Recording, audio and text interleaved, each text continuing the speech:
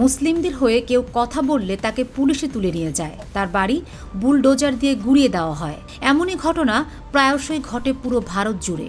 ভারতের প্রধানমন্ত্রী নরেন্দ্র মোদীর এক দশকের শাসনামলে দেশটিতে ধর্মীয় সংখ্যালঘু মুসলিমদের অধিকার ক্রমশ কমে আসছে, অথচ সংখ্যার দিক থেকে তৃতীয় মুসলিম প্রধান দেশ ভারত।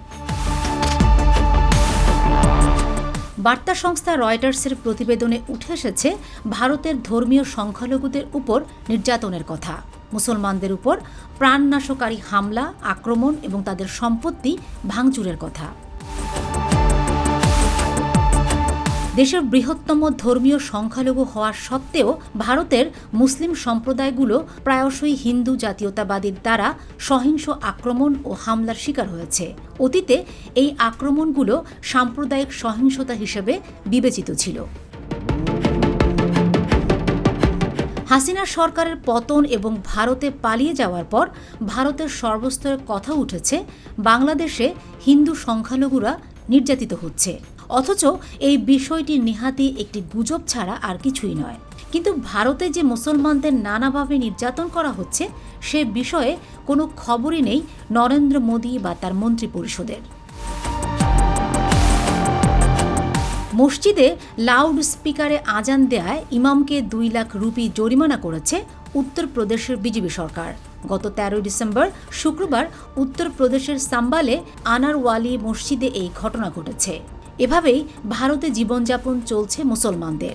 স্থানীয় গণমাধ্যমের বরাতে জানা যায়, ভুক্তভোগী ওই ইমামের নাম তাজিব। তিনি মসজিদে লাউডস্পিকারে আজান দিয়েছিলেন।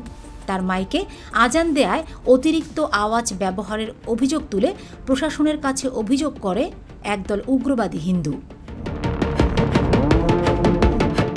হিন্দুদের করা অভিযোগের ভিত্তিতে ওই মুয়াজ্জিনকে গ্রেফতার করা হয়। পরে 2 লাখ রুপি জরিমানা করে তাকে খালাস দেওয়া হয় এবং মুয়াজ্জিনকে বলা হয়েছে তিনি আগামী 6 মাস আজান দিতে পারবেন না। যদিও ভারতবর্ষের কোনো আইনেই এই ধরনের শাস্তির কথা খুঁজে পাওয়া যায়নি। এর আগে গত 24 ডিসেম্বর সাম্বালের ঐতিহাসিক শাহী জামে মসজিদে মন্দিরের সন্ধানে জরিপ পরিচালনার রায় দেয় উত্তরপ্রদেশের আদালত। ওই রায়কে কেন্দ্র করে 4 জন মুসলিমকে গুলি করে হত্যা করে পুলিশ এবং আহত হয় অনেকেই। বিগত মোদী সরকারের আমলে পুরো ভারত জুড়ে এমন উগ্রবাদী সাম্প্রদায়িক নিপীড়ন হয়ে আসছে মুসলিম সংখ্যালঘুদের উপর। এবার ভারতের বিধানসভায় এক বক্তব্যে এমন অভিযোগ করেন কংগ্রেস নেতা রাহুল গান্ধী। অভিযোগ করে রাহুল গান্ধী বলেন, মোদী যেখানেই যান ধর্মে ধর্মে লড়াই লাগিয়ে দেন, যা ভারতীয় সংবিধান পরিপন্থী। এদিকে বাংলাদেশে পলাতক স্বৈরাচারী হাসিনা সরকারের পতনের পর বাংলাদেশ নিয়ে সাম্প্রদায়িক দাঙ্গা ছড়ানোর আপ্রাণ চেষ্টা করে যাচ্ছে ভারত মদতপুষ্ট আওয়ামী লীগ। তার এই ধারাবাহিকতায় ইস্কন নেতা চিন্ময় কৃষ্ণ দাসের গ্রেফতারকে কেন্দ্র করে দেশ জুড়ে শুরু হয়েছে সাম্প্রদায়িক দাঙ্গা তৈরির পায়তারা। ভারতীয় গুজব মিডিয়াকে নগ্নভাবে ব্যবহার করে মোদী প্রশাসন। তবে বাংলাদেশ সাম্প্রদায়িক সম্প্রীতির দেশ, যা ডক্টর ইউনূসের নেতৃত্বে ঐক্যবদ্ধ। এখানে সকল ধর্মের মানুষ এক হয়ে বসবাস করে, তাই বারবারই ব্যর্থ হচ্ছে ধর্মযুদ্ধ লাগানোর অপচেষ্টা।